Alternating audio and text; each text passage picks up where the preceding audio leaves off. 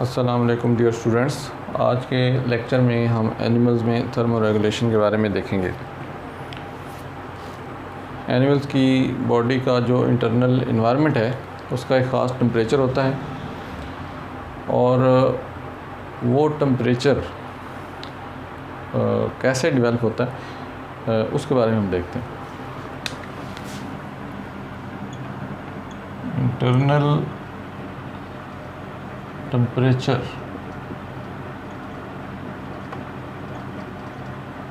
Animal की body का जो इंटरनल टेम्परेचर है इट डिपेंड्स ऑन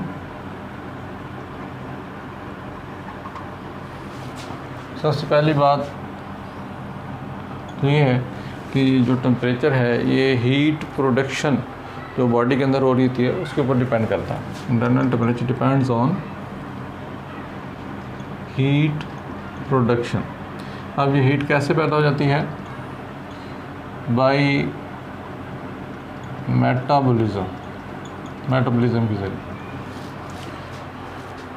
दूसरी चीज़ जिसकी वजह से ये इंटरनल टेम्परेचर डेवलप होता है वो है heat gain from external environment.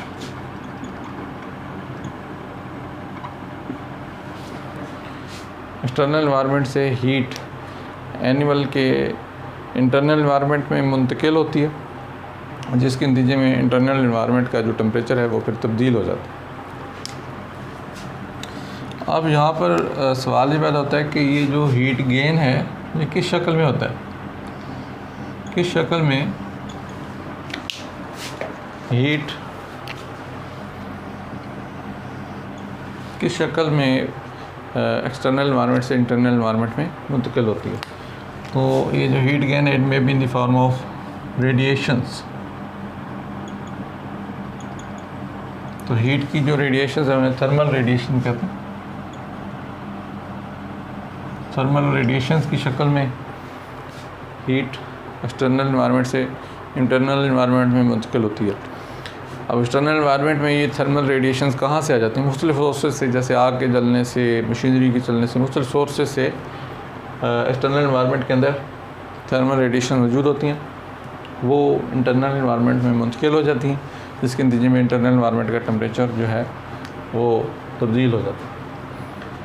इसी तरह सनलाइट रेडिएशंस ये भी एक्सटर्नल एनवायरनमेंट से इंटरनल एनवायरनमेंट में मुंतकिल होती हैं। अब ये डायरेक्ट भी हो सकती हैं और रिफ्लेक्टेड भी हो सकती हैं। बोथ डायरेक्ट एंड रिफ्लेक्टेड दोनों तरह की रेडिएशंस एक्सटर्नल एनवायरनमेंट से इंटरनल एनवायरनमेंट में मुंतकिल होती हैं। अच्छा, इंटरनल टेम्परेचर एक तो डिपेंड करता है हीट प्रोडक्शन के ऊपर और दूसरा हीट गेन के ऊपर एक्सटर्नल एनवायरनमेंट से। तीसरी चीज़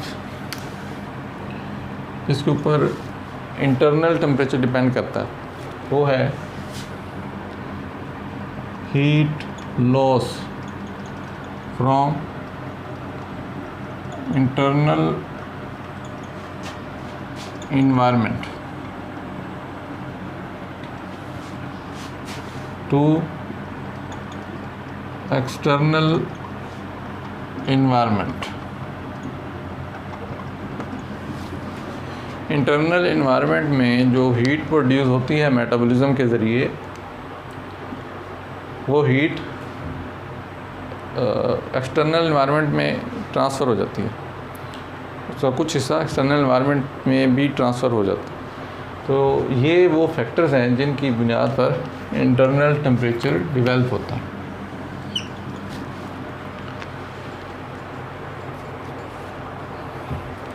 अब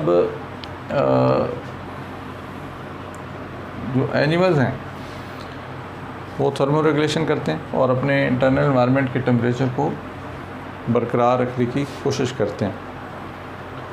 तो इस बुनियाद पर थर्मो रेगुलेशन की बुनियाद पर एनिमल्स के दो ग्रुप्स हैं, यानी एनिमल्स दो टाइप्स के हैं।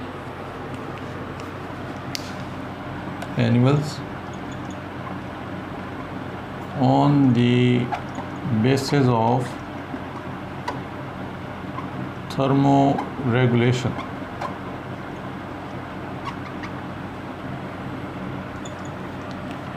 थर्मो रेगुलेशन की बुनियाद पर एनिमल्स दो कैटेगरीज़ के हैं, दो टाइप्स के हैं। एक टाइप को कहते हैं पाइकिलोथर्म्स और दूसरी टाइप को कहते हैं होम्योथर्म्स।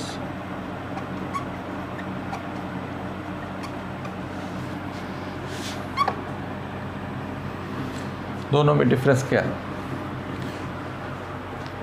पाइकिलोथर्म जो है ये अपनी बॉडी के टेम्परेचर को एक्सटर्नल इन्वायरमेंट के टेम्परेचर के साथ तब्दील करते रहते हैं।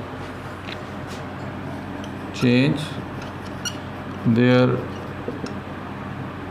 Temperature with change in external environment.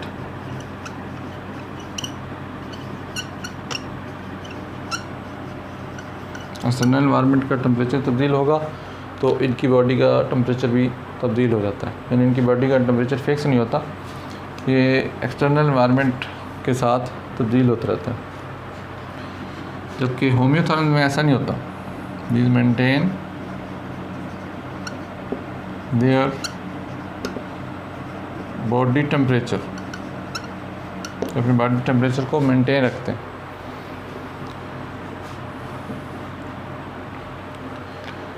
चाहे एक्सटर्नल इन्वायरमेंट में जितनी मर्ज़ी टेम्परेचर की तब्दीलियाँ आ जाए, इनकी बॉडी का टेम्परेचर जो है वो मेंटेन रहता है, एक ख़ास लेवल पे बरकरार रहता है।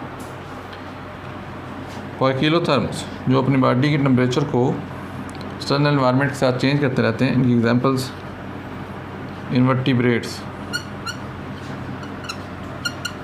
ज़्यादातर इनवर्टिब्रेट्स जो हैं, इस तरह मोस्ट फिशेस, एम्फीबियंस, रेप्टाइल्स, ये क्या करते हैं, ये अपने बॉडी के टेम्परेचर को एक्सटर्नल इन्वायरमेंट के साथ चेंज करते रहते हैं। जबकि होम्योथर्म्स में birds, most birds and most mammals।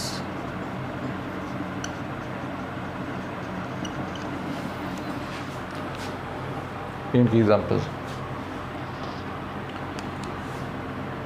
अब यहाँ पर अगर हम देखें तो फिशेस, ज़्यादातर मोस्ट फिशेस जो हैं ये पाइकिलोथर्म्स, लेकिन कुछ फिशेस ऐसी भी हैं जो होम्योथर्मिक हैं, जिनमें होम्योथर्म्स वाली खसूसियात हैं, वो अपने अंदर एक ख़ास टेम्परेचर को बरकरार रखती हैं।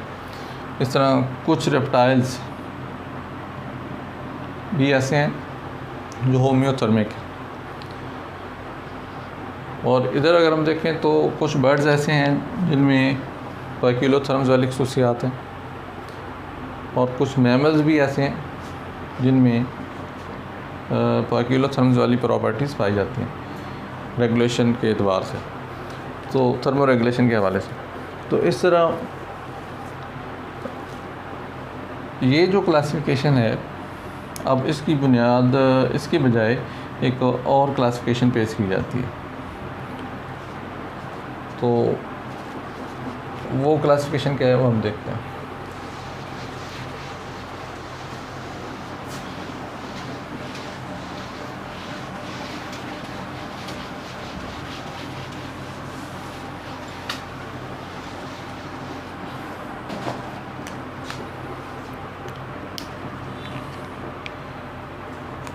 अब जो एनिमल की क्लासिफिकेशन की गई है थर्मो रेगुलेशन की बुनियाद पर, उसमें मेटाबॉलिज्म के नतीजे में जो हीट प्रोड्यूस होती है उसको सामने रख के ये क्लासिफिकेशन की गई है। तो classification of animals on the basis of endothermic heat production।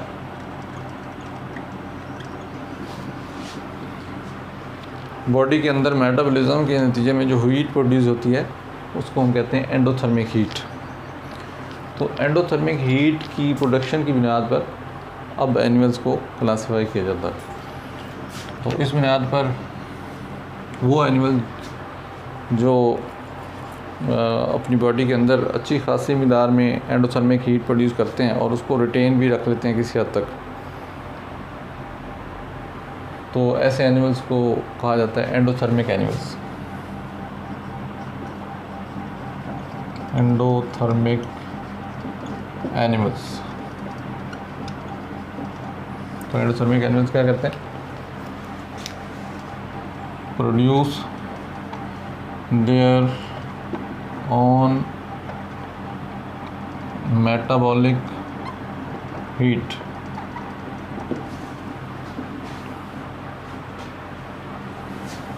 At large scale, बड़े पैमाने पे। इनकी example most birds and most mammals.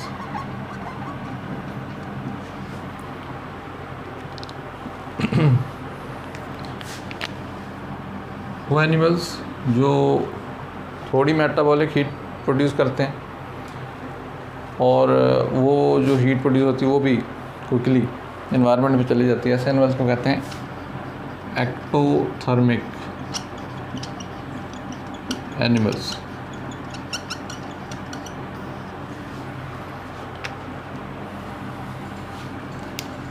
तो ये क्या करते हैं? Ectothermic animals produce low metabolic heat और जो हीट प्रोड्यूस होती है वो भी आसानी से एनवायरनमेंट में चली जाती है, easily lose their heat.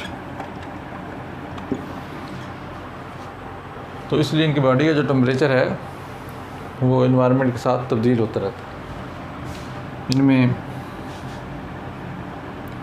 Most fishes, amphibians, reptiles वगैरह शामिल, इनवर्टिब्रेट्स भी इन्हीं में शामिल। तीसरी कैटेगरी उसे कहा जाता है हेट्रोथर्मिक एनिमल्स।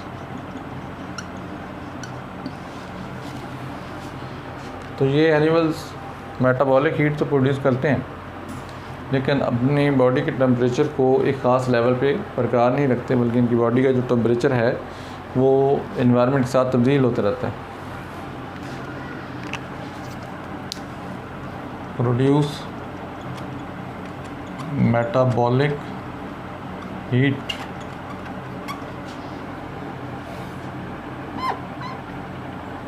we can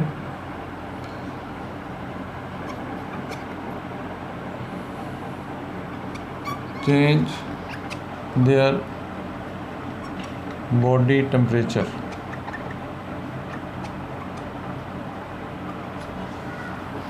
जब अपनी बॉडी के टेम्परेचर को चेंज करते रहते हैं। चेंज कैसे करते हैं? यानी इनकी बॉडी का टेम्परेचर जो है उसका कोई फिक्स पॉइंट नहीं है, वो चेंज होता रहता है। ये वाला जो ग्रुप है और ये वाला जो ग्रुप, इनमें फ़र्क ये है कि ये तो अपने बॉडी के टेम्परेचर को एनवायरनमेंट के साथ ही चेंज करते रहते हैं। जैसे एनवायरनमेंट चेंज होगा वैसे इनका भी तब्दील होता है, लेकिन एनवायरनमेंट के साथ एग्जैक्ट बिल्कुल एनवायरनमेंट के साथ तब्दीली नहीं आती, कुछ अर्सा मेंटेन आता है। जैसे हमारी बॉडी का टेम्परेचर जो है, क्योंकि हम एंडोथर्मिक एनिमल्स में आ जाते हैं, तो हमेशा 37 डिग्री सेल्सियस रहता है। यहाँ पर ऐसा नहीं होता। यहाँ पे टेम्परेचर कभी 37 है, कभी सपोज 40 है, कभी नीचे आ गया। तो इस तरह टेम्परेचर जो है इसको एक ख़ास फिक्स पॉइंट पे मेंटेन ही रखते हैं। तो not maintain their temperature at a fixed point. ठीक है, तो इस तरह इनके एग्जांपल में अगर हम देखें, एग्जांपल में यहाँ पर फॉर एग्ज़ाम्पल बैट, चमगादड़ जो है उस ग्रुप में आ जाती है। तो इस तरह एनिमल्स जो हैं एंडोथर्मिक हीट की बुनियाद पर फिर उनकी 3 कैटेगरीज हैं। और आजकल थर्मो रेगुलेशन को जब हम स्टडी करते हैं एनिमल्स में, तो ये क्लासिफिकेशन जो है इसको ज़्यादा स्टडी किया जाता है और इसको रीसेंट समझा जाता है। वो दूसरी क्लासिफिकेशन जो है वो अब पुरानी हो गई। तो ये था एनिमल्स में थर्मो रेगुलेशन के बारे में। और उसके बाद एनिमल्स में थर्मो रेगुलेशन की बुनियाद पर जो डिफरेंट टाइप्स के एनिमल्स हैं उनके बारे में हम देखा। तो आज इतना ही काफ़ी है। नेक्स्ट हम फिर एनिमल्स में थर्मो रेगुलेशन के लिए जो अडाप्टेशन पाई जाती हैं उसके बारे में देखेंगे।